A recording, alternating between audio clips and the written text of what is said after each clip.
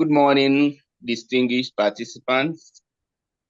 My name is Patrick Kassie-Nwachukwu, and it's indeed my pleasure to welcome you to this webinar, which we have titled Personal Finance and Wealth Building, and which we have tailored for lawyers as professionals.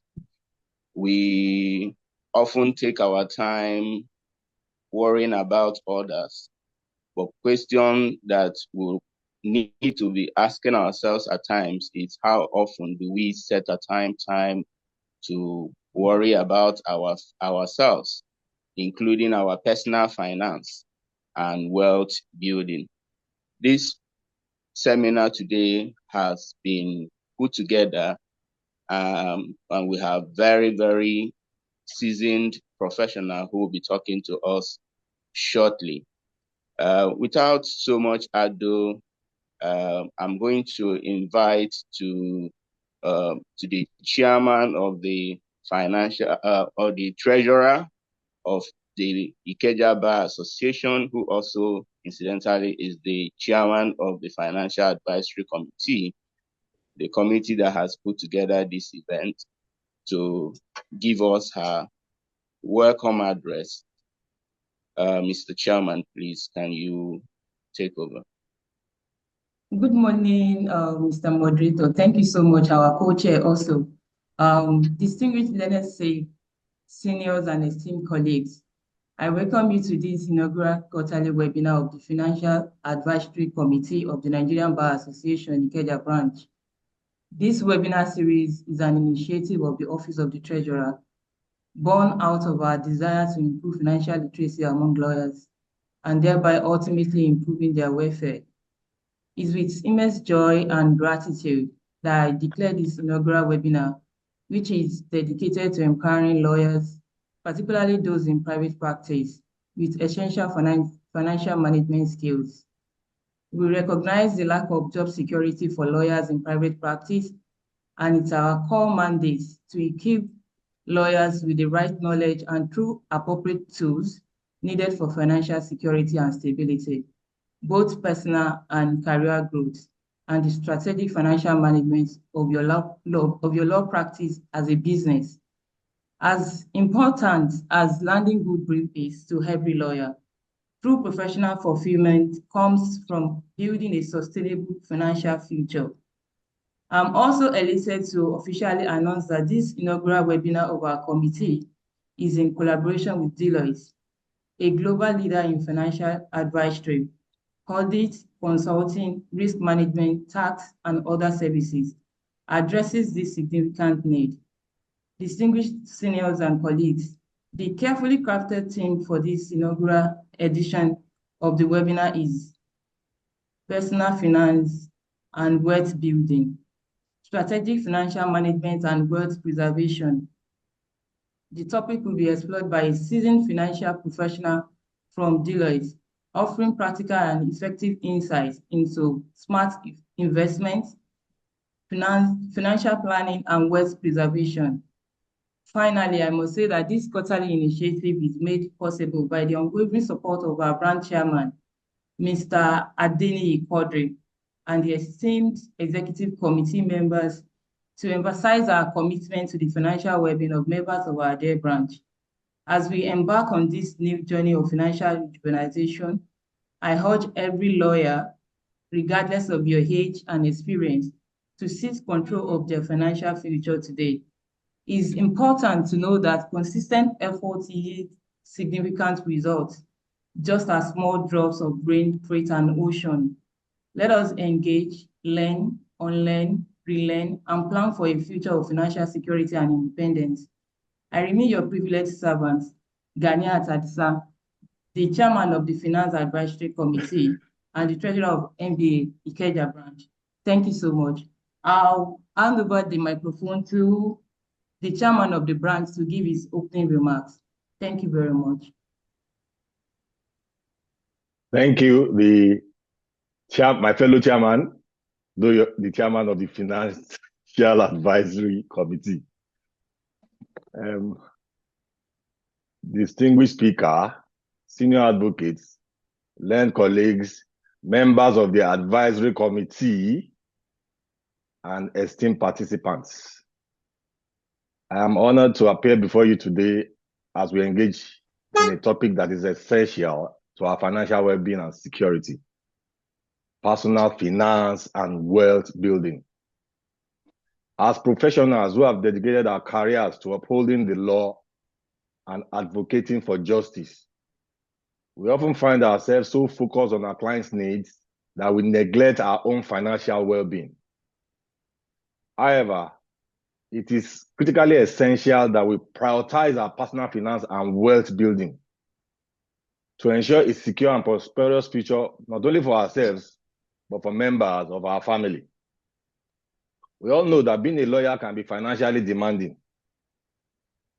From the realities of today's complex and rapidly changing financial landscape that has translated to a high cost of living, it's easy to get caught up in a circle of debt and financial stress.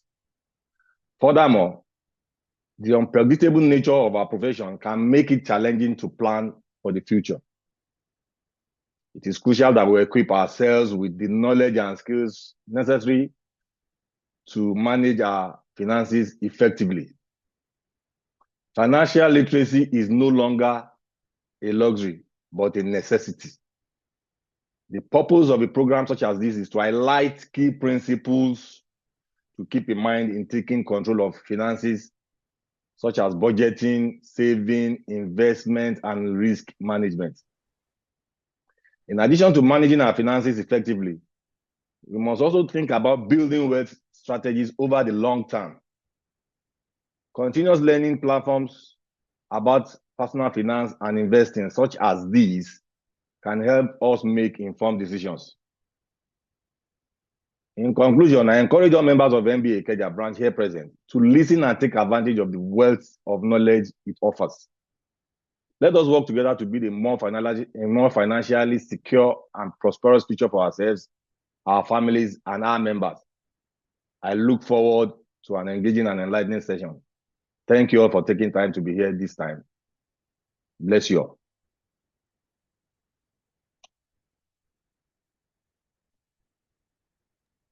Thank you, Mr. Chairman of the Tiger Bar. We are proud of what you are doing, and it is my pleasure to introduce our speaker for this morning. The speaker we have brought today, I'm sorry.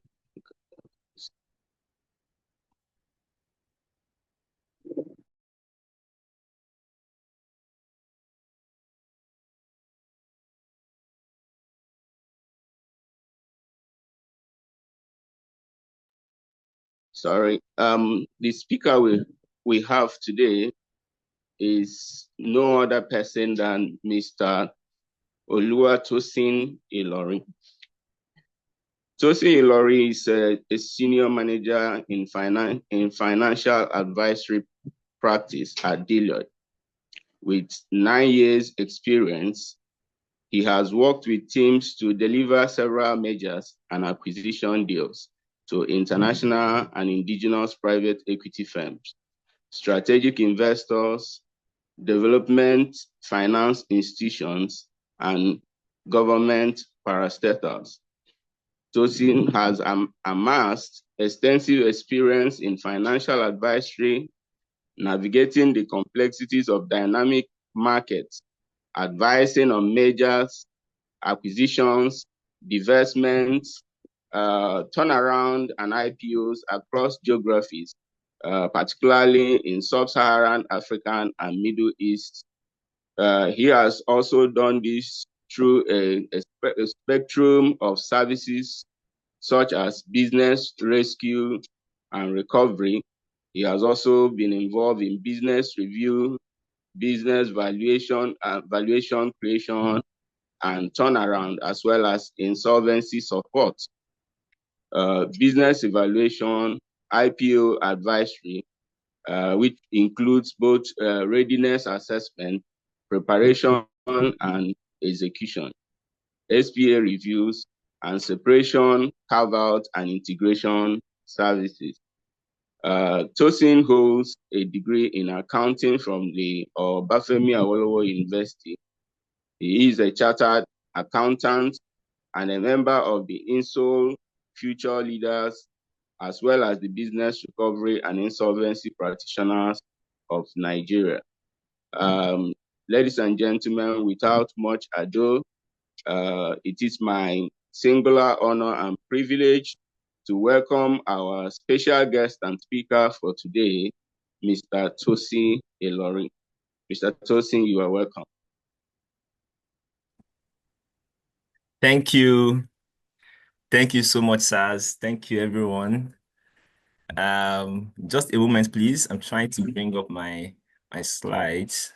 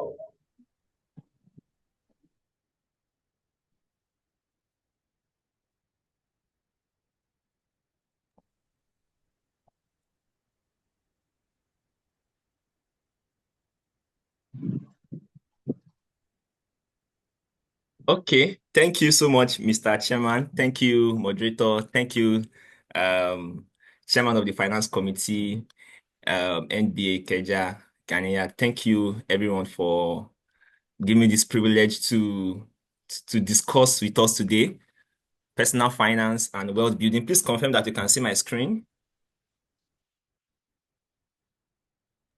Yes, we can see your screen. Right. All right, thanks. Okay, so in the next couple of minutes, I will be discussing personal finance and wealth building. And I know that this is not the first time we are hearing that. Maybe I'll just be rehashing some things. I'll be reminding us of some things that we might have, we are not probably doing well, or that we just need to pay attention to as individuals and as lawyers. Interestingly, in the course of my work, I also interact with lawyers. I interact with forensic experts. I'm a member of BRIPAN and INSOL International, and also I tend to do things around restructuring, administration, support, the financial aspect of administration support, So yeah, to a reasonable extent, I work with lawyers. In the other mergers and acquisition bits, I interact with mergers and the legal experts that do the legal due diligence and the likes. And in the course of investing also, once in a while, you also get the lawyers to be involved. Yeah, so I'm in a very familiar and comfortable environment. Yeah, I also know that I will be getting a lot of questions today, and we'll be able to answer them by God's grace.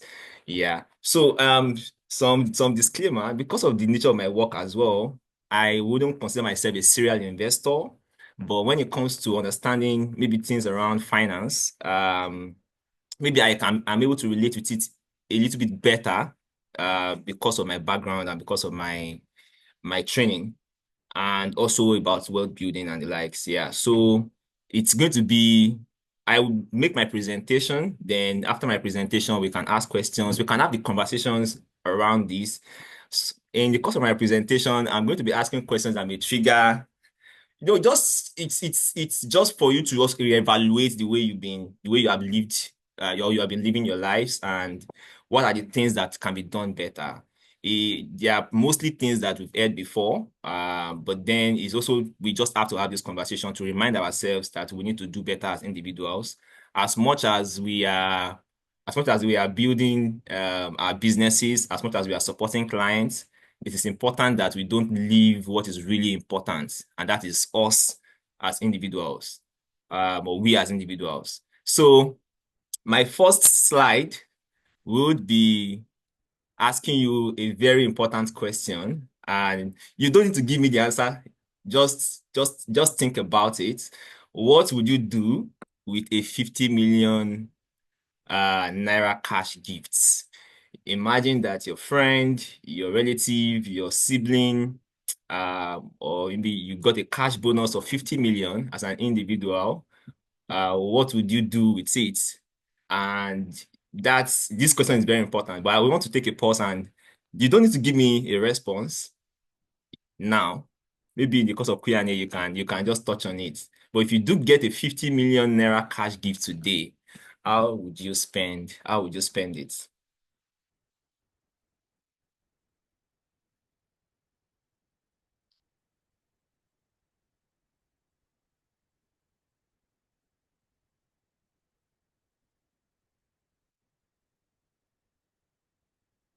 I'll take a 30 seconds pause so you can ponder around it, and we can then continue the presentation.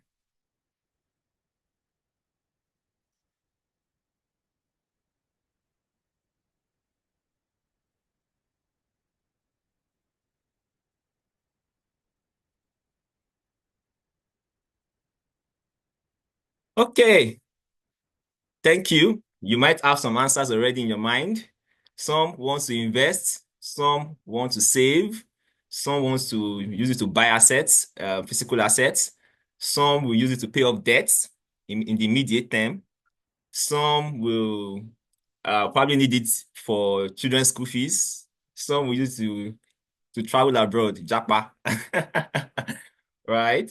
Some wants to use it for luxury items. Maybe we want to buy bags, gadgets, shoes, a new car, a new home. Whichever way or whatever that comes to your mind, it's also valid to you, right? Okay, the course outline that we discussed today is myths about personal finance and wealth building, understanding personal finance, developing budget and saving habits, building financial resilience and investment strategies, investment planning and strategies, wealth preservation, and financial security. I hope that I'll be able to discuss this within the time frame that we have. Myths about personal finance and wealth building. The first myth I would like to discuss today is that personal finance is only for the rich. I know get money, I know if you save. And it's that belief that it's only rich people that needs to save. I'm not earning enough. I'm just starting my career. I'm even trying to revive. So I just finished school and I'm earning this amount of money. It's not even enough for me to cater for myself, not to talk of saving. It's not enough for my rent. It's not enough for food. It's not enough for shelter. So why should I be saving? And I think this is really very critical for a lot of people, and this is probably the situation of some of us here. I'm a small business owner. Profits are not regular. Why should I save? And I think the quote here is that it's not much about what you earn, but what you keep. And I will talk about this in detail later, because what I know is that the difference between most of us is that a lot of us know what we earn, but not many of us know what we keep.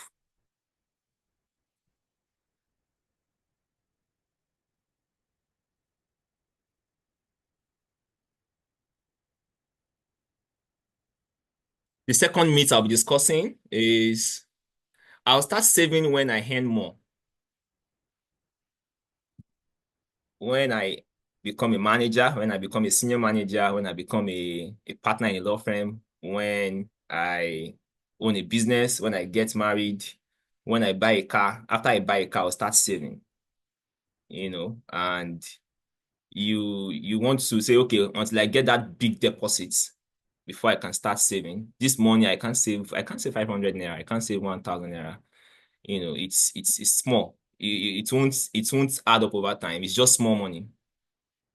But one thing I've also noticed again is that savings or investment is more of a mindset thing than a more of a mindset and a habit thing than uh not even doing that or that what you do once a while. Right. So we've noticed that individuals who tend to take their personal finance seriously are those who have made it a habit, who are consistent in the way they are doing it.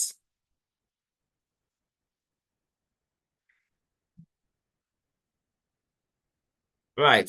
The third myth I'll be discussing again today is investment is risky. Investing is risky or complicated. I don't understand financial planning. Some people give the excuse that they can't operate an Excel. So everyone that I speak to tell me to go and learn how to operate an Excel to be able to do financial planning. Because I can't operate an Excel, I can't forecast my income, or I'm not a salary earner. So why should I be bothered? So income comes in today. Let's just survive. Once we are surviving, we're fine, right? So I'll start planning my retirement once I clock 50. Right now, I need to focus on my kids. I don't understand treasury bills investment. I don't even understand what they are talking about treasury bills. What does it mean? Maybe a bit of us, I mean, some of us understand Isusu, but I mean, the name, what's even the origin of that name? I know the elders here will be more familiar with that name. Yeah, in our own in recent, I mean the Gen Zs that we had, they will say it's cooperative. Some have not even called it mutual funds and the like. So I mean, but yeah, mutual funds, I don't even know how to operate. I don't know where my money is going to. I get the reports on a weekly basis or on a monthly basis, but I'm not able to interpret it. And even the returns on my income is not significant. So why should I keep it there? There are other myths about personal finance. One of them I'll talk about is there's also the myth that the fact that you studied accounting or the fact that you have a finance background makes you a personal finance. Maybe that makes you qualified that to understand personal finance. I even let you know that it is individuals who even study accounting or who tend to have finance background that really don't pay attention to their personal finance because they feel that naturally they should know about personal finance. Largely, they should know about personal finance. It's interesting because you ask an average individual, what is your cash plan for this year or for the next 6 months? And they're not able to answer that question. In fact, you also get to know that even folks in the finance space that we have, or that's even folks in the finance space are not able to tell you what their cash income will be over the next 1 year and what their expense will be over the next 1 year. Okay, let's even not go too far. Let's talk about 6 months. Let's talk about 3 months. What is going to be your net cash flow income over the next 6 months? What is going to be your cash flow income over the next 3 months? If we can do that for businesses that we advise, right? I've been involved in quite a number of mergers, acquisitions, advising companies that are trying to put money into, to put funds into businesses across sectors, right? And some of the things I would check is to check the financial health of these companies. And we're saying, okay, what is this company? What has been the historical records of this company in terms of what they earn? In their revenue or sales over the last 5 years, 4 years, how consistent have they been? Have they been growing their sales? Have they been growing their cost of sales? Have they been growing their profits? Oh, knowing fully that profit is not the same thing as cash. How is their cash flow? And where is the value breakage? Where is the value leakage in this business? If we can do that for businesses that we advise, how much more we individuals? Have we occasionally taken a pause to say that I want to evaluate my life? I want to evaluate my life at the end of this month. I want to be able to say that this is how much I have earned as an individual. And earning income is beyond just the salary that you earn. Sometimes, I mean, a number of people have also put money into into real estate where they get rental income. You've put money into investment where you get investment income. Are you tracking them? And are you also aware? How financially aware are you? and this comes by also interacting with people, knowing about investment. I was talking to some of my colleagues yesterday, and they were like, okay, are you aware that certain investments give more returns than the other? I recently moved my pension from because of because in the course of working sometimes, if you tend to win an assignment for that particular company, you are not able to, continue the investment in that company, right? So I had to move my pension to another company. And just like a lot of people, I wasn't paying attention to the interest that is being paid on that pension that in the company I moved to. Until one of my colleagues told me one day, I said, have you tried to check the interest income on the pension fund, that you have moved to? Is not one of the top earners. In fact, it will shock you if you go and check the interest income on pension funds in Nigeria. You'll be surprised that the names that you are familiar with are not the ones that are the top earners, and several other myths. Okay, so today we'll be talking about personal finance. Personal finance has to do with everything that has to do with your financial activities as an individual, your financial awareness, your financial decisions. And please, I think in the course of this presentation, I want you to begin to evaluate yourself and try to contextualize your situation. What phase are you right now? We are not the same. We're not in the same phase, right? Some individuals are in their 30s, some individuals are in their 40s, some in their 50s, some in their 60s, some in their 20s, and some in their, so there are different goals for these levels, for these age levels. There are also different goals. What kind of individual are you? Are you a pure play, boilerplate salary earner? Or are you an individual that can, invest money into other businesses? Or are you an individual that's currently investing money into other businesses? Are you a serial investor, right? Are you in that phase where most of the income that you earn, you are currently putting them into investments? Or are you the type that is currently highly geared? Highly geared means that you are in serious debts. You've gone to take high interest loan and you're trying to get out of these loans. Are you currently running businesses that are also not doing well, such that you have used your personal funds, to support these businesses? Meaning that whatever you're able to make from your personal business, from your office, from your day-to-day work in the office, at the end of the month, as you're earning the income, you're using it to pay back the debt of the business you're running. So you should be able to evaluate what phase are you. And in terms of age as well, you want to also evaluate that, okay, if you're married, that means you probably also have kids already, right? And the school fees and all of that, the costs, do you also rely on, if you are currently working, how much do you rely on people to survive? You can be working and not earning enough such that you also still stay with your parents or relatives or people, right? You can be earning so well, but you don't know where your money is going to, or you can be earning so well that you are lavishing, or you have been, spending your money lavishly, right? You also may have maybe 3, 4, 5 kids, or maybe you didn't plan before that your wife would give birth to a triplet, but now she's giving birth to a triplet, and you have to start thinking, how do I cater for all of these? I was only budgeting for one, and now I have to get a bigger room. Now I have to pay for school fees for 3 kids at the same time. All of these, you want to start thinking. Or you are at that phase that you are about to retire, and you're thinking, I should have started saving in my 30s or 40s. Now I'm in my 60s, or I'm in my late 50s. I have to start thinking about what kind of investment I'll put my money into, to the point where it can give me so much return that I should have been getting in my 30s. So we are all in different stage of life. We are all in different ages. We also have different propensity to save or invest. Some people are considered conservative and risk averse, while some are quite aggressive, and they pay very deep attention, and they are quite intentional about their personal finance.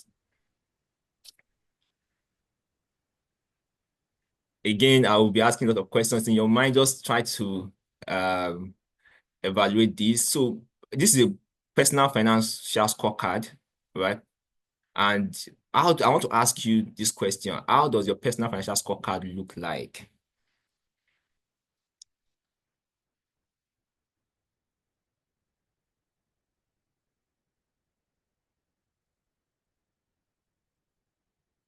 Do you know all your income? Do you know which part of your income is core and non-core, stable and not stable? Are you able to track your income over the next 6 months? Or do you even have it tracked already? Do you know your major income sources? Or you just get inflows from everywhere and we shall survive?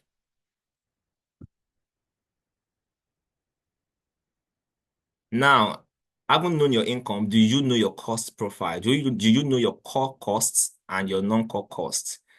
In finance, you call it fixed and variable. There are certain costs that are considered fixed and variable. Now, if you look at a stretch of your income over the next 6 months, are you able to also forecast your cost over the next 6 months to the point where you're able to say that, oh, my rent takes about 20%, 30%, 40% of my annual income or my 6 months income or something? Are you able to calculate that? I can tell you just off the top of my head that there are certain costs that are fixed and that are considered fixed, while some are considered variable. You can consider your utility fixed, utilities cost fixed, or maybe stepped fixed, right? Because it also depends on how much electricity you consume, right? Um, Utilities, you would definitely have to incur utilities, you would definitely have to incur rent, right? And how much of your income goes to rent? There was a time in my life I had to take a step back and say, I can't be working for my landlord. I think I was just starting my career then and I was paying about, I calculated and the rent was increased and it was increased to the point where I wanted to still continue to live where I was living, you know. I like the whole, I'm living on the island and the like. So, but then the rent is now about 50% of my annual income, right? And I had to remain humble and, take a step back to say, no, that means that if I can't pay for this rent, it's beyond me. Then thankfully, someone was able to advise me to say, okay, if your rent is more than your 3 months or 2 months income, then you should really reconsider it. You even find that some individuals even pay less than, there was a time in my life that I was paying, I think less than 1 month. I think about half of my income in 1 month was my rent, my entire full year rent. That means I can pay my rent without really bothering about it. But some people, the next trend, they have to be bothered about it. It increases your stress, your emotional stress. Do you know how much you have in debt? Do you track your debts? Sometimes you take a debt from a bank or a loan or something, and what you realize is that you don't even track. Sometimes if you really look at the debt schedule that you're provided with, you see the interest and principal repayments. And if you're able to work around the interest and principal repayments, you may be incurring less interest if you're able to pay off immediately or something. You can work around it, but we don't pay attention to that debt and interest and like, we don't pay attention to it. Have you considered taking a cheaper debt? Have you explored enough? Have you spoken to people before you take that debt? Don't get me wrong. It is sometimes it is not every time that debt is bad. Sometimes you need to take debt to rise, right? And I need to mention this. I'm actually very careful with it because I know people will come after as you say, okay, you said that it's not good to take debt, but if you are taking debt too much, you won't have financial security. But we all know that even as even businesses sometimes have to take debt to expand, right? So also depend on the kind of economy where you live. You might have to take a mortgage debt, a student loan debt, and the likes. So there's nothing bad about taking debt, right? It's also a case that, are you tracking? Are you able to evaluate how this debt that I'm taking, I hope is not going to affect my survival as an individual. Do you know how much you're saving? What is your savings ratio as an individual? Right? In your first career years, right, you may be saving so much, but right now, it's even possible that you're not even saving anything. As the money is coming, it's going out.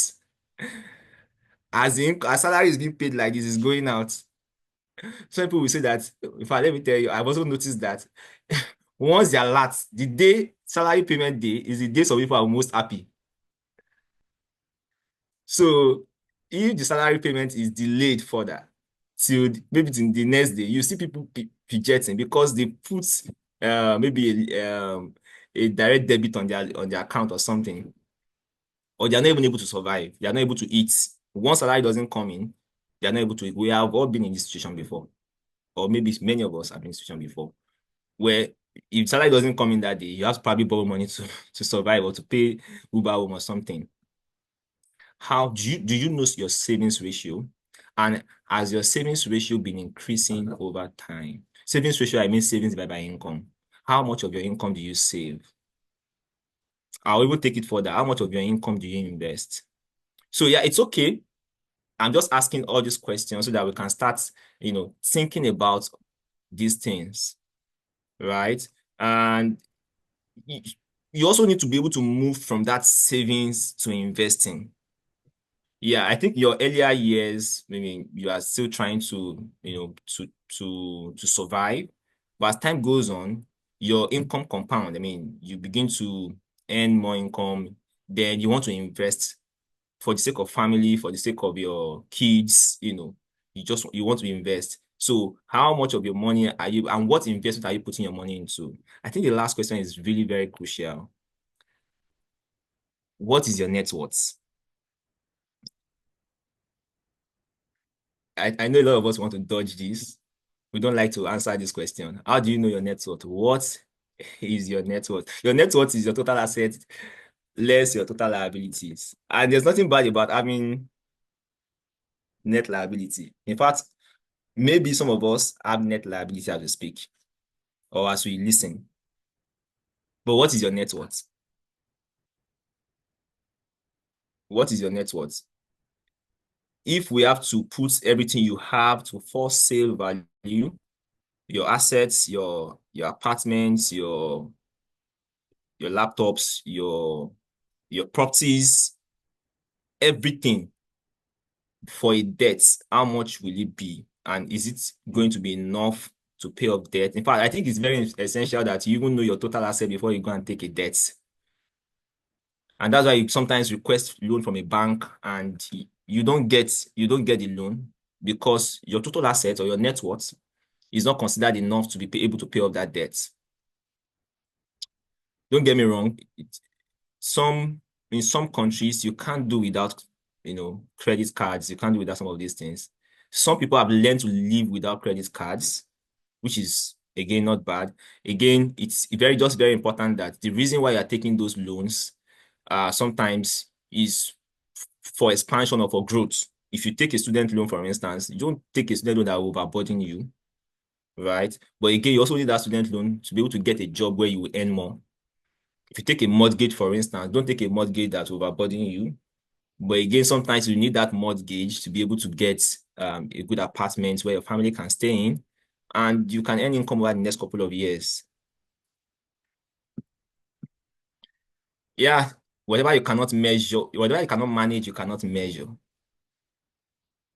Whatever you cannot measure, you cannot manage. Sorry.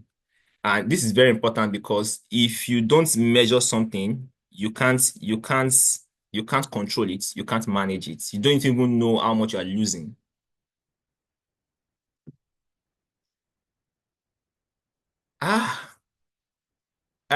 This is very good, and you can run this test also. You can take a note and run it. You'll be surprised that a lot of your income will be going to giving. Yeah. In that giving, I don't know, depending on if you're a Christian or a Muslim, you can put tithes there as well. Some people do it net of tithing. I've once tried it before and I had to improve on how much of my income is going to giving.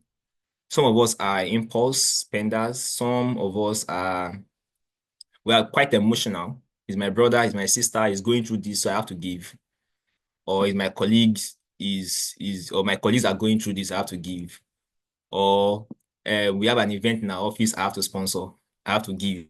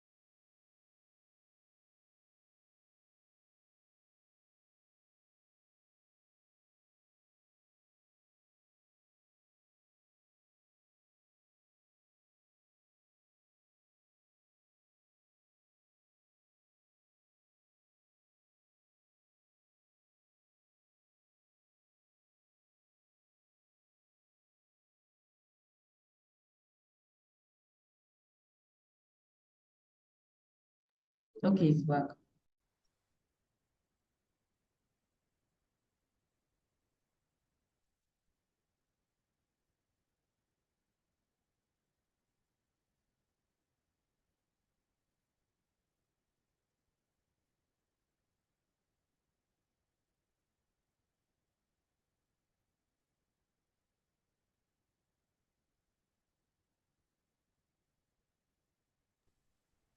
All right, please confirm if you can hear me. I think I was asking questions about how we allocate our income or how much. Yes, I can hear you. All right, thank you. Thank you, sirs and Mas. Okay, I'll move on from here. So most of this is just to trigger, yeah, just to trigger our thoughts because some of us have actually probably not sat down to ask this question. Again, I think we know them. It's just that we have not paid attention to them.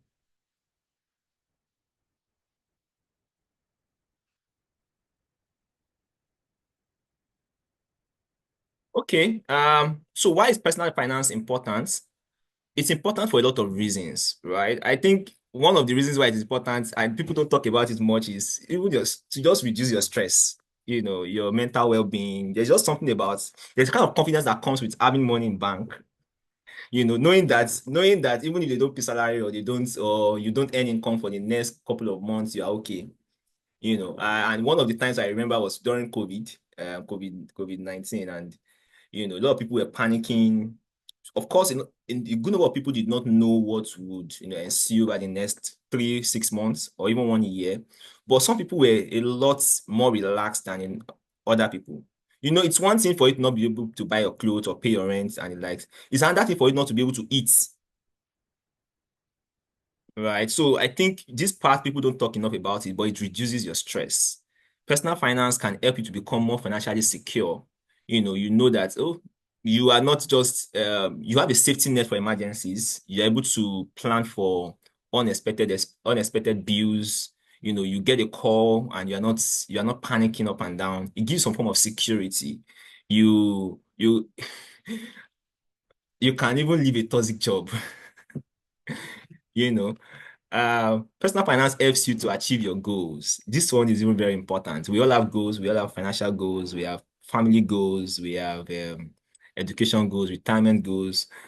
I've seen people that retire as early as 40. I've seen people who are able to fund their education just because they were able to plan their finances very well. They were able to save very well over the couple of 5 years and put money together, and were able to pay thousands of dollars, to go to school, to relocate.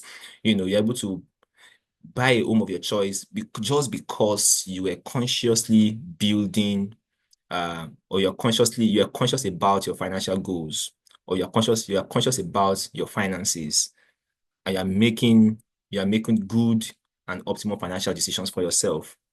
Personal finance can help you manage your debts, right? And this is actually very important because it's one thing if you know your debt level, right, at the beginning of the year, and you know that, oh, my debt is more than my income, or my debt is this high compared to my income, I can manage it, and you see it reduce. There's a way it makes you relax. It makes it's soothing to your soul, saying that, oh, my I've been able to work on my debt from this level in Jan to a lower level in December. Personal finance also helps you with long-term planning. You can plan around how you want your life to be, the kind of future you want, the kind of vacations you want to go for, the kind of family you want to have, where you want your family to live in, the kind of schools you want your children to live in. If you particularly when you relate to people who pay very good attention to their personal finance, you would see how their life turn out to be.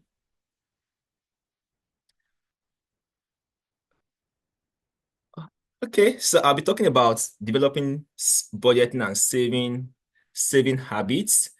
I think this one is very important because a good number of us actually also really know this, but we don't do it. So it's one thing to know, it's another thing to do. Again, personal finance is more of a habit thing than a skill thing. You can be skillful in something and not take it as a habit, or and not be mindful about it. So it's a mindfulness thing. What does budgeting mean to you? Or do you spend without budgeting? Do you, anytime you get a credit alert, all you do is you spend it, You don't even know when people ask you for money, you are the nice guy, you spend it. You don't pay attention to the fact that this may be out of budget or you have spent outside of your budget. I know you want to say that, yeah, to be rich, you have to be the giver, right? But you also have to act with wisdom. You can't always give everything that you have without planning. Do you often track your expenses? When last did you track your income and expense? Do you do it on a weekly basis? Do you do it? Some people have time. I don't have much time like that. So I do it maybe once a week or twice a week. But how often? How often do you track your expenses? And when you track your expenses, do you also check how much of your expenses is you are spending to outsiders than yourself, or how much of your expenses you are paying to you are using to repay debt? Do you have a monthly budget? Do you celebrate milestones? How do you celebrate milestones? Some people over celebrate milestones. Do you stick to your budget, or you lack financial discipline? Do you stick to your budget or you lack financial discipline? Do you buy every Ashwebi? Do you buy everything that is thrown at you, or because you don't want to feel bad? You are emotional with your expenses. You don't like to be inconvenienced. You don't want to, you know, what tools do you use for budgeting? I've talked about Excel. There are now other tools as well that people use, but yeah, you can even write, you can use it in your notes. You can have a note for it where you have your income, and it can be as simple as that. But please try to know the difference between um your net income and your total income. I think that's another issue that I want to address today. Try to know the difference between your net income and your total income. And you can be earning more than a junior colleague. In fact, more than a far junior colleague, and that junior colleague is living or has better financial planning than you. So it's not about how much you earn. Yeah, I've seen people who are not earning up to me, and that I'm wondering, okay, and this is not about these guys getting maybe family support or anything. It is just that these guys know how to plan their finances. They know what to put. They know what to put into their needs, their wants, and their investment, and they are tracking their investment. These investments are compounding. They are able to also put that investment to useful things, and that takes me to the next one. How much of your income go into your needs, your wants, and your investments? In fact, do you know your needs? Do you know your wants? Do you know your investments? The rule of thumb, yeah, you get to see this 40, 30, 30, 50, 30, 20. Again, it depends on what stage of life you are. It depends on your own family situation, both your extended family and your immediate family. You don't get me wrong. I'm not saying don't give money out, because in the course of growing too, you have also been supported in life. You get so there's this concept of black tax that we have in this part of the world. There's this concept of black tax that we have in this part of the world. Yeah, that's but I think it's important that you just track what you are giving out to the point where you are not doing a disservice to yourself. How much of your income do you put in investment? Do you have funds? Do you have emergency funds? If you have 3, 4, 5 kids and a family, and you have businesses that need support outside of the legal profession, do you have the core emergency fund and the soft emergency fund? I'll talk about that. It's important that you also know that even though as much as you want to put emergency funds in place, there are some that you really need in the immediate that you can always quickly take money from, right? And people talk about investments in the light of just funds, mutual funds, ETFs, or exchange traded funds, or index fund and the likes, and stocks. But beyond that, you can have investment in physical assets.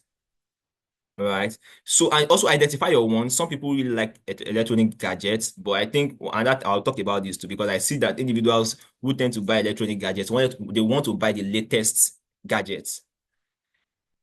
You want to buy wigs, shoes, bags, skincare, clothes. You want to buy a new car, but you want to also upgrade your car every time you want to go on vacation. And these things, you can get them. Your wants, you can get them, but after you've satisfied your need. Right? But then for your wants, you can also plan towards getting your wants too.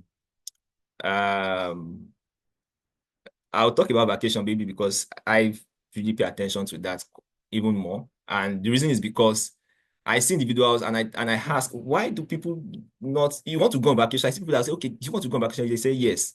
But you know that it's usually good to plan a long time ahead because you can save your vacation, you can save the cost of your vacation by up to 50% if you're able to plan ahead. If you buy tickets ahead, if you pay for the hotels ahead, and if you also buy it around times when that are not so busy, not around summertime or around December and the likes. Yeah, sometimes you want to travel around because you want to go see your family and friends, right? But if you're able to plan a long time ahead, you can significantly reduce your cost by up to 50, even 70, 80%. Your needs are almost impossible for you to avoid, except you don't want to feed fine, except you don't want to pay for your rent, or you want to, anyway, except you don't want to pay attention to your medical bills or your school fees of your children. Like, your needs are almost impossible to avoid. I won't spend too much time on these, yeah, because I mean, these are normal in our daily lives. You see, okay, buy in bulk and all this, reduce the cost of electricity. Sometimes you also need to pay attention to your subscriptions. I was charged some money for my LinkedIn Premium 2, 3 days ago. I realized I don't even use the LinkedIn Premium for some time. I stopped it. So there are times that you should also check that some subscriptions, you may not even use them for 3, 4, 5, 6 months, but you are still being charged. Do you even know all the subscriptions you are paying for? Do you track your subscriptions? Some of us have lost count because you pay subscription for your iCloud, for your Gmail, for your LinkedIn, for Netflix, for everything. And by the time you put everything together, you say it's taking a huge chunk of your income. But when last did you use all of these things? You can take a pause on them and maybe restart them later.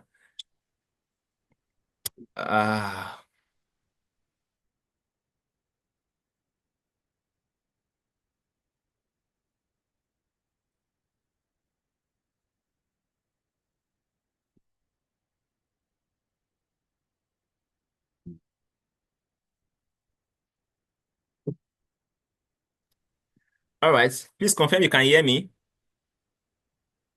Yes, we can hear you. All We can right. hear Thank you. you. Thank you.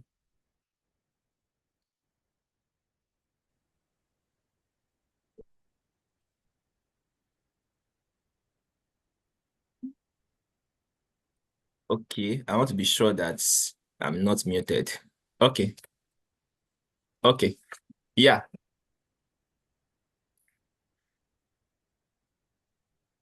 I wouldn't spend much time on this, but I think people make the mistake of um comparing savings to investment, or that savings is investments. Savings is just that part of the money that you keep in your bank or that you don't spend. You don't have any purpose for it. Investments, you often have a purpose for it. You are investing for a particular purpose. If at all you're not investing for a particular purpose, you are investing for the joy of investing or seeing your investment grow. And that also is a purpose, right? Yeah. So with savings, you really don't care. I mean, it's just there. You don't have, I mean, you are just keeping it there because you want to really you use it to meet short-term emergencies. No asset is required. For an investment, it's often that you put it in stocks or bonds or commercial papers or something, or you put it in a physical asset. I like physical assets. You put in a physical asset, or just to achieve a long-term goal, or you make a higher return from it. Right. There are several investment vehicles that you can consider. I think in the course of my speaking, I've talked about a number of them. One of them is equities, and I think for this you really need to. This I would advise, if you are still in your budding stage when it comes to investing, it's important that you engage a stockbroker, or you engage a stockbroker, and also pay attention to. So you become a little bit more financially aware before you dip your hands into it. It can be volatile, and you can get your hands burnt in the process. Mutual funds, consider one of the safest. It's a pooled investment vehicle. You put your fund there, but it's again is a pool of funds from different investors, and yeah, depending on your risk appetite, you can choose the ones that you want. But one thing about the mutual fund is that it's pretty much safe, right? And before you invest in mutual funds, of course, a lot of mutual funds that we have, like they they you can, to a reasonable extent, trust the mutual funds that we have, because of them are licensed, right? fixed investment securities, a debt instrument issued by federal government. I'll say the treasury bills, the bonds and the likes. I think another thing about treasury bills, bonds and the likes is that it's also good that you plan ahead so that you can, when these debt instruments are issued, you can put your funds into them. And you also pay attention to the news and the likes to know the closing dates. So a number of people really want to do treasury bills, but they don't know when usually the opportunity opens. And within that that opportunity window, they're not able to put their funds into it to, to earn the return. Real estate, pretty much one of the finest that you can have in this part of the world, and you also want to know what aspect of real estate you want to play in. Some are really, really into real estate. I mean, selling properties and the likes. Some invest in these properties. Some buy a part of a building or something and maybe put them out for as shortlets. Some buy the entire building. Some will just tell that, oh, I'm a real estate consultant, while some play a role in the real estate investment trust. You want to also know what aspect of real estate is suitable for you as an individual and what stage of life you are. Agric, there was a time that we had a lot of agri-tech businesses where, I mean, that were offering very high margins, but now we don't have a lot of that anymore. But is agribusiness still good? Yeah, to a reasonable extent. Yeah, very good. But it's very important that you understand the terrain you are going into and the risk that you can attribute to this terrain before you go into it. Commodities trading as well. We've got some private commodity trading business in Nigeria. I think the Nigerian Commodities Trading and Commodities Exchange, NCX. Fintechs, as you also earn enough dollars or enough pounds, as the case may be, you can also begin to. Okay, sorry, dear speaker, we can't see your screen again. Oh, sorry. I'm going to put it up Slides are now. no longer sharing, no longer displaying. Apologies. I'm going to put it up now. Thank you.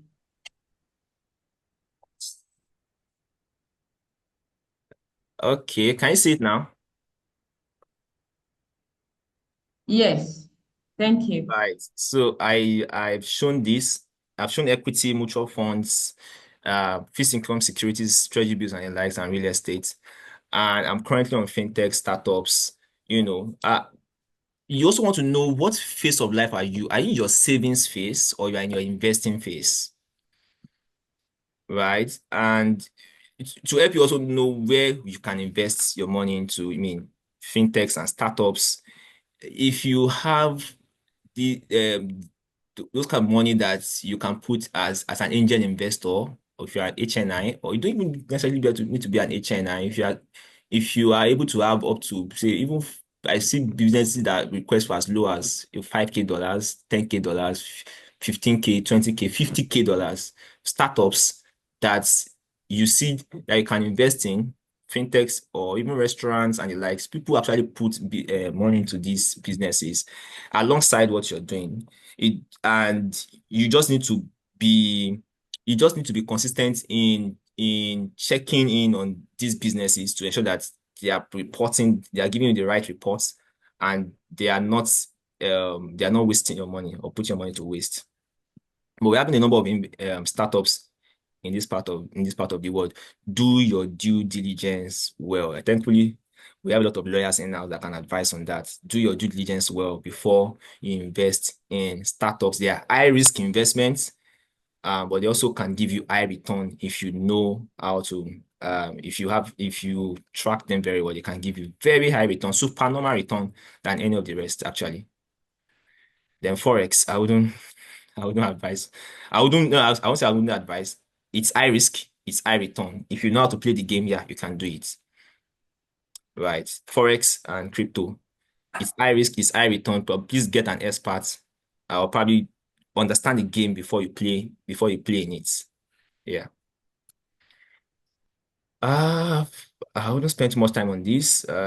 Benefits of investing, it helps you to grow your wealth, and you can also diversify your income so that you are not only relying on your employer income, you are not only relying on your business income, you are also able to get other sources of income. Yeah.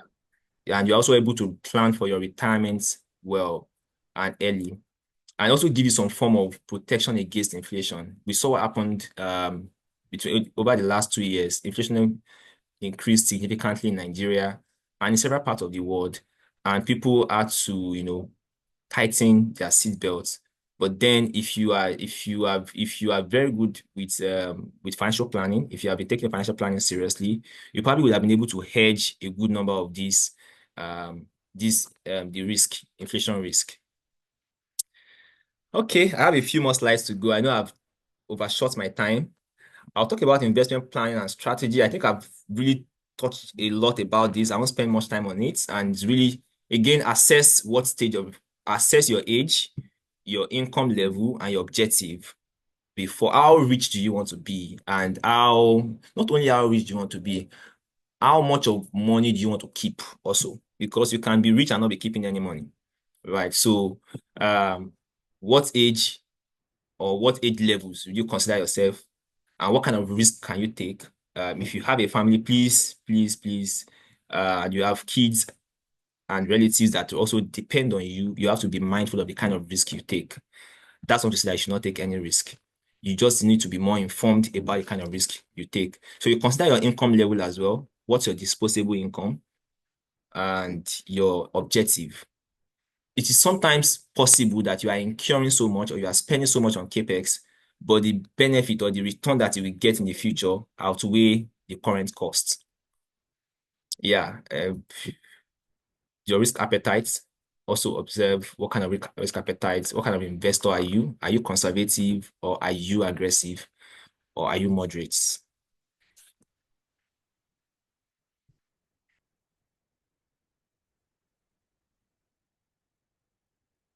I won't spend too much time on this, but I think I'm going to move on to the next phase, which is the wealth preservation and financial security. And this is the cross of our conversation. I think we've talked about where you can put your money into, but it's also important that you learn to preserve the wealth that you built. And this is actually really painful in this part of the world.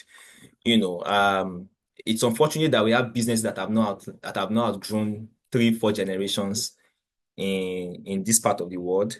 You hear that people build businesses, but once they die, the business, don't continue because they have not put structures around those businesses.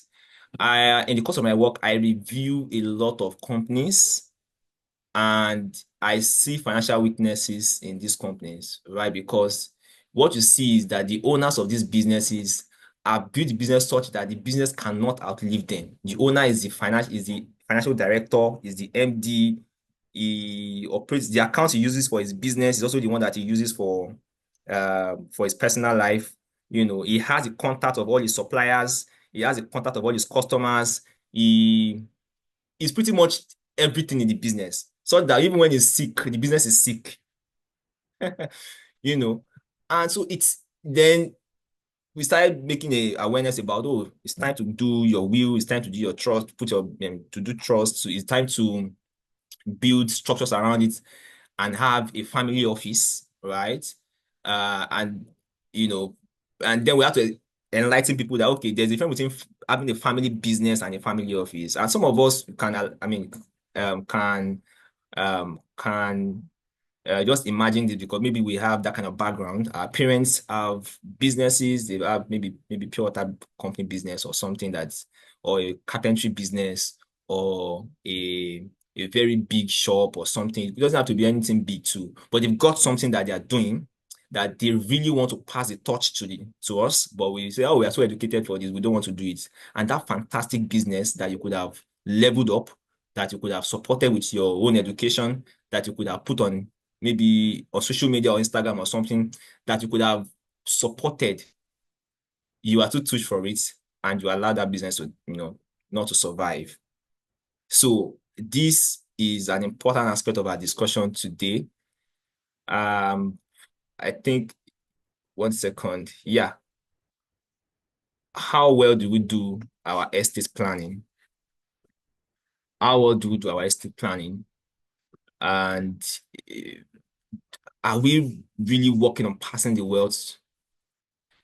I mean, of course, people also say that, yeah, the training you give a child is more important than the money you give a child, right? But also, there's also that part of the Bible that also says that you should that a good father will give, or a good parent will give, will pass on wealth to his generation and even future generation, children's children, right? So to what extent are we paying attention to will? You've got to take a loan, but you've got a family, right? And God forbid, I saw something on IG recently. I think the lady was trying to give birth, and maybe she was having some difficulty or something. Probably not difficulty, but she called her husband and started giving the husband all her piggy vest or her loan apps password, right? There's no plan around it. How many people have died? How many accounts that we have today that are inactive, that are dormant, because there's no plan around how this money will be spent or how this money will be distributed after the death of these individuals? I mean, we are seeing a number of things that are happening. We are advising a client of ours currently, and I think the parents have died, but they believe they've left wealth for two children, two adults actually. And what we find again is, you will be surprised that they are siblings, because they are sworn enemies. Right. Do you have insurance, health insurance, life insurance, medical insurance? Sorry, health or medical insurance, even car insurance, such that when your car has an issue, you have to spend like 10 times what you could have spent if you had an insurance? How well do you diversify your portfolio of wealth? Are you solely still relying on one stream of income? Don't get me wrong, there's nothing wrong about that. Once you have enough human capital such that when there is a challenge, or God forbid, I mean, when there's a challenge, you're able to even still get another job with your training. There's nothing wrong about having actually having one stream of income, right? But you must have built your capacity to the point where you can always pivot to earn more, or you can always pivot to do other things, right? And don't live with the assumption that it can never be me. It can be anybody. Don't live with the assumption that it can never ever be me. Are you teaching your next generation about financial literacy? Are you teaching them financial literacy? Or you have built everything, but you have not trained your kids? I'm getting there, but you've not trained your kids about financial literacy, such that you built it so well, but your kids are living their lives as if they will rely on the wealth you have built, or you can't pass the torch to them.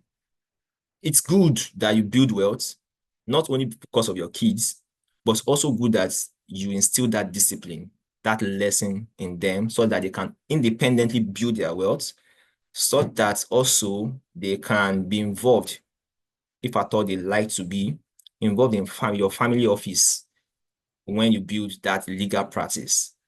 When you build that big legal practice, you can have individuals, and it's even different. It's fantastic when you have your bloodline managing that business, right? And do you have a long-term financial plan? How much of the future do you think about today? How much of the future do you think about today? I think I'm pretty much done. Uh, I've asked all these questions before and talk about financial stability and financial security. You can be financially stable, but how financially secure are you? You can be financially stable, but how financially secure are you?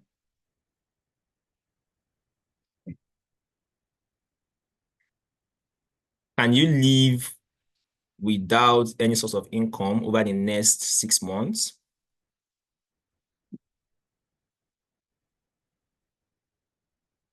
When will you be financially free? When would you have financial freedom? Or would you be paying debts into your 60s, 70s, 80s? would you be using your retirement fund to pay back debts?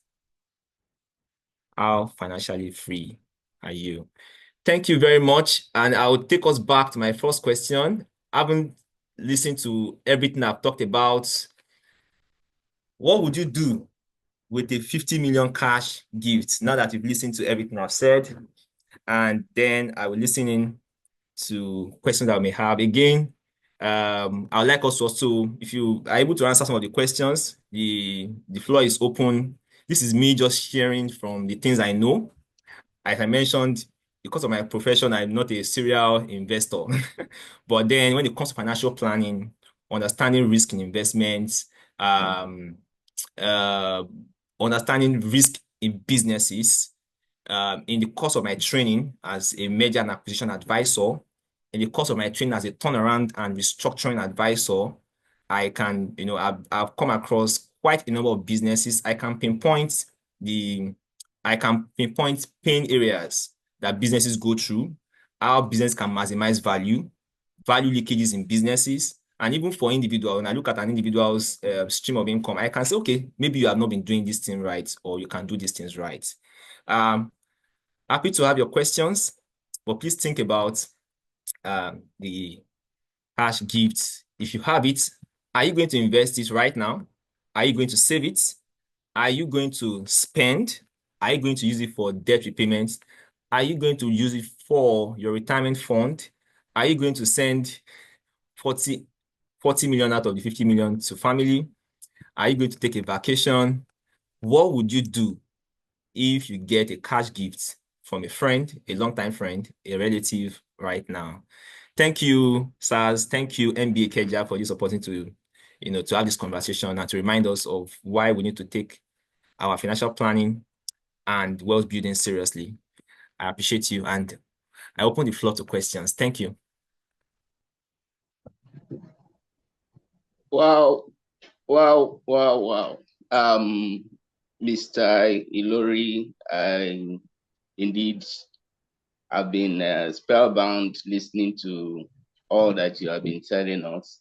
Of course, I know majority have heard some of these things in the past, but we can't stop hearing them. And that's the essence of putting together this program. In fact, maybe the first question that is going through my mind is, Mr. Ilori, do you have an idea of who can give me 50 million today so that I can now go and think of what to do with it?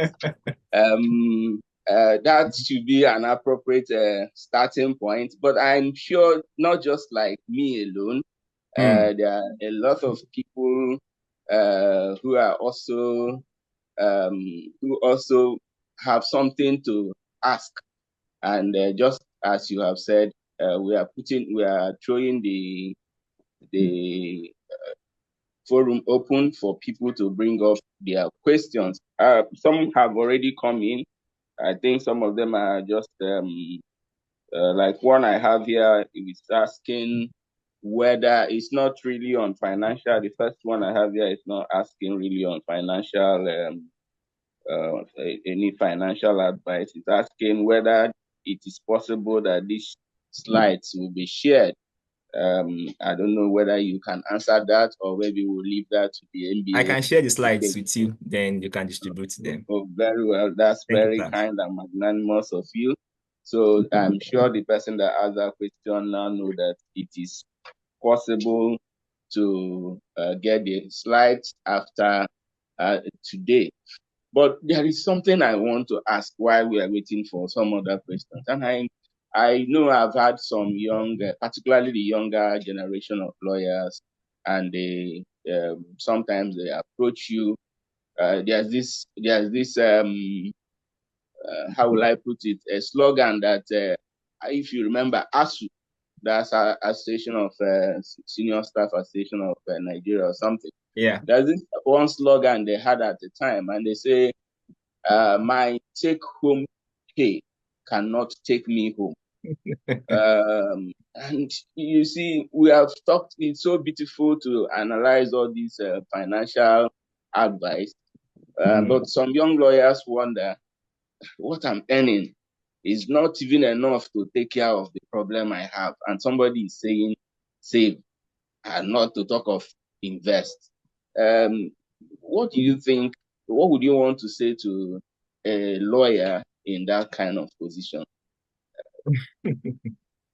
Thank you very much. That's an interesting question. Yeah. So I think two things.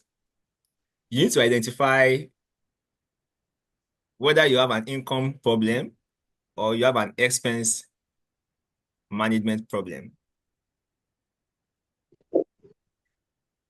In that situation, it is really usually more of an income problem.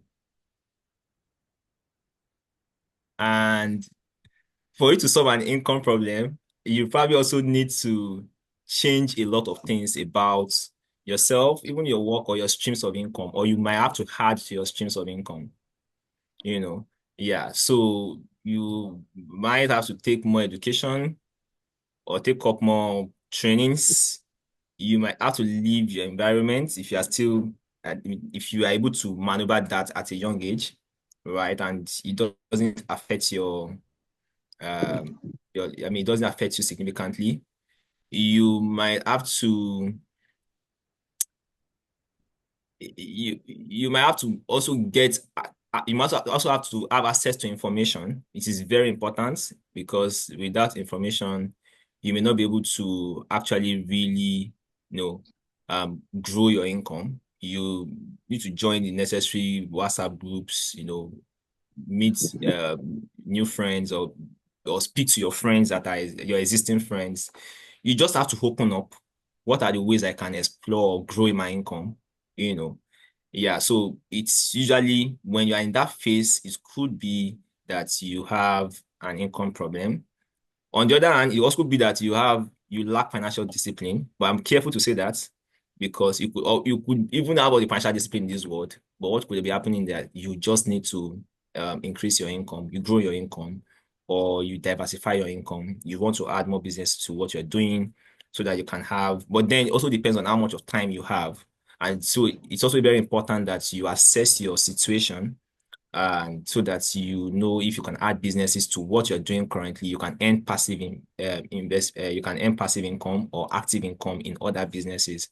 So you could be in a profession where you don't even have time at all to attend to other businesses, So yeah, it's cool. You also need to pay attention to contextualize your situation to your family situation. You may have more cost profile than every other person, than other people. You may have family members that you have to cater for, dependents, your parents that is relying on you, or yeah. So just check your income and your expense, but usually check your income and see ways in which you can improve on your income. Yeah.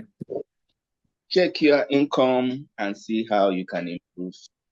Thank you, Mr. Ilori. I have one or two other questions that have come in. This one looks straightforward. It says, what's your take on opening a dollar savings account? I guess this guy is interested because of the 50 million question you raised earlier on. So he was already thinking of converting it into dollars. So maybe you have something to say there. All right. Thanks for that. So I will also now send the question to the person back. What's your objective in opening a dollar savings account? What's your objective, right? Yeah. So I mean, I opened a dollar savings account because I needed to do some dollar transactions, not because I wanted. Some people also want to open it because they want to, start doing their investment in dollars. They want to invest in companies abroad and earn more income. Some want to invest in some dollar mutual funds in Nigeria and the likes. Yeah. So your objective should be clear. That's first. Second, again, is yeah, I think we also live with the assumption that Naira there will be a devaluation of the Naira or Naira will depreciate, and yeah, I mean, if you also read a lot of articles and you see that the projections sometimes also suggest that there will be further depreciation. Some people also, okay, for the sake of depreciation, for the sake that I can even earn more interest on my dollar funds, I want to open a dollar savings account or something. But I think what is most important is what is your objective. And yeah, because you might have to you might be incurring some losses in the process of opening the dollar savings account. You do sometimes need to know that you need to, sometimes you incur costs in maintaining a dollar savings account if you don't use it for anything. Thank you very much. So for the person that asked the question, the basic question again is, what do you want to do with your dollar savings account? We have another one here, and question is, it says, I think you probably answered that, but somebody has already asked, is asking it again. He said, what percentage of our salaries is advisable to save and to invest? What percentage of our salaries is advisable for us to save and invest? This is a very good question. Yeah. And thankfully, I was able to address a number of these things when I was presenting. In fact, there are times that you need to invest everything, then even add some borrowings to it so that you can achieve a particular financial goal, right, that you have. If you see an opportunity to buy a property at a for sale value, knowing fully well that you can sell this property for 3 times its value over a short period of time, some people even, I mean, really it's about your financial goal, right? And that's why you can't compare yourself with other people. But the rule of thumb, you hear, okay, try and save 20%, 30%. Some people save up to 50% of their salary. Some save even up to 100% of their salary. If you are from a family where you don't have to bother about what you eat, you even get income from your siblings or from your relatives, or maybe you are enjoying a trust fund that was kept for you by or you are living off a family business where your salary that you're collecting does not matter much to you. You can be saving 100% of your salary. We see people that go on National Youth Service Corps and they save 100% of their salary in the program. Yeah. So again, it's more about your financial goal and you're being mindful about your finances. I think this is really important because in the phase where you you need to be able to know that it's one aspect a skill, is another aspect a habit, right? So what I see is that we've got people who has a skill but who don't have the habits. And the habit to me is even more important than the skill, because with the habit, so you can and I also noticed this about you know, have you ever taken time to go to a co shop, the shops in the co market or some markets, and just try to in your head, just try to do some calculation, computations of, you enter some market where they sell those wristwatches, or maybe they sell some very exorbitant products, and you try to just do the mathematics of what is in that shop, right? A big shop full of wristwatches. Some of the wristwatches are as expensive as 280,000, 300,000, and you see them in a glass. And sometimes you just do the mathematics. And you hear that this man has maybe thousands of it, or hundreds of it, or maybe tens of it across the globe, or in Nigeria, or in Africa. And he's not spending too much. He's probably even using a smartphone and the likes. His net worth is more than you that you've come to the shop to buy that wristwatch, with your suit and everything. You might even be in debt. You might even have gone to borrow money to buy that wristwatch, So it's really a matter of what stage of life you are, and as the stage of life you are will determine whether you should be investing heavily or not, So, but then we've had individuals who are even very young, who have been betrothed, or sorry, who have been who have got family businesses or family offices, and they're able to save 100% of whatever they earn from salary. Thank you so much. The state of life where you are is a big determinant of how much you are able to save. The circumstances around you is also a factor. This one says, please, my question is on mutual funds. Can you please talk about it a bit? I didn't get it well. I know you talked about mutual funds. This person is saying that he or she did not get it well. Maybe we Yeah, are running out of time, but as much as you can you please? I'll be fast with it. It's a passive investment vehicle, right? It's a passive investment vehicle. I think the average interest now hovers around maybe 13 to 21 thereabouts. You know, it's instead of keeping your money in a savings account, it's one of the ways you can save your money and it's safe, right? So you don't get to see treasury bills every time. You don't get to see commercial papers from private companies every time, even though you have to check the credit ratings of those commercial papers. But there are a number of mutual funds that banks offers, that investment companies, finance companies offer, that you can put your funds into instead of keeping them in a savings account, right? So you then get interest on them, and you can break the funds in your mutual funds. And you also try to check where. So mutual fund is like a pool investment vehicle, right? You invest in it, other people invest in it. Then the company that owns the investment then use them then put them in other investments, earn a return on it, then pay you part of that return. Yeah, so it's a pooled investment, it's a pooled investment vehicle. Myself, everybody on this call invests in a pool, and the finance company also then invest it and return, then pay us a portion of that return. Thank you, Mr. Ilori. And before I invite the alternate chair to thank you properly and to thank our audience, I just have one more question that has come in. I think it's a pretty straightforward question. I think you can also, so that the person would not feel left out. It says, how can I get a reliable stock investment expert?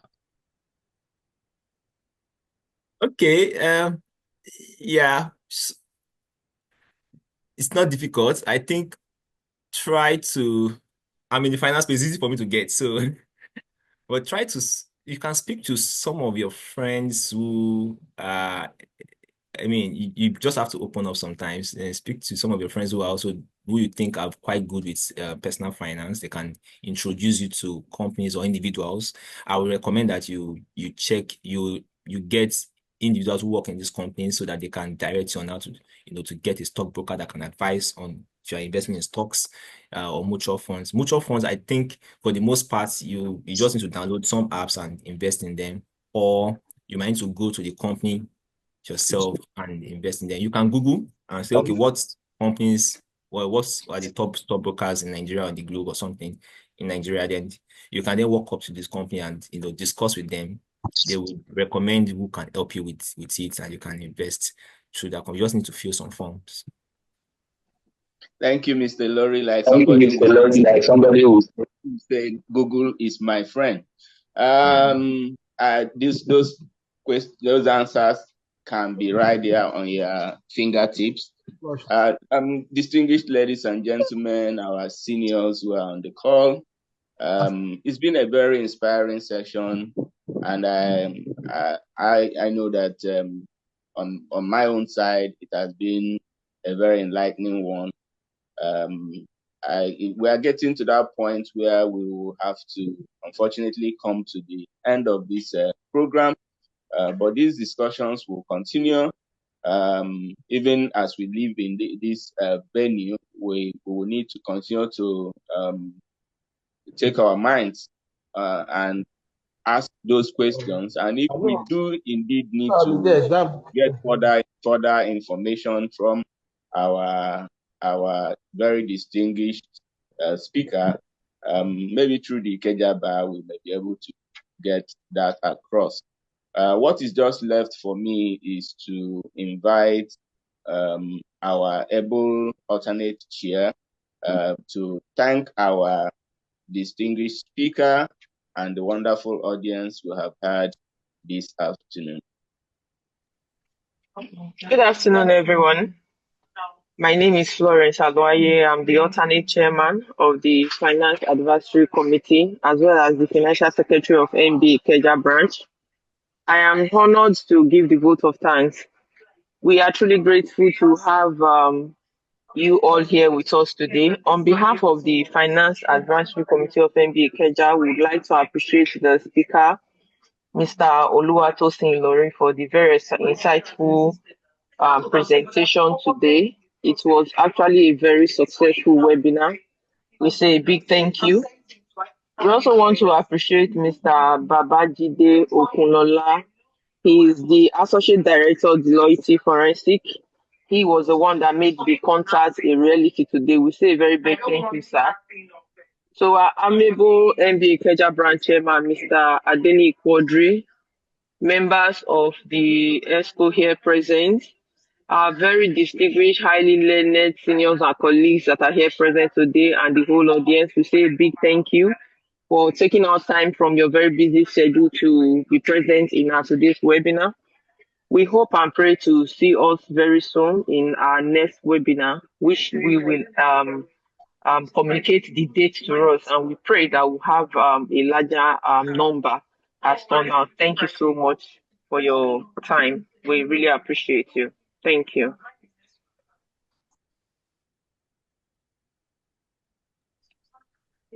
I think with this, we have come to the end of our today's section. And to our very distinguished moderator, we also want to say a big thank you too. We appreciate your time. Thank you so much, sir. Thank you. See Thank you all you. sometime. Thank you, everyone. And thanks for this opportunity, MBA Ikeja. God bless you.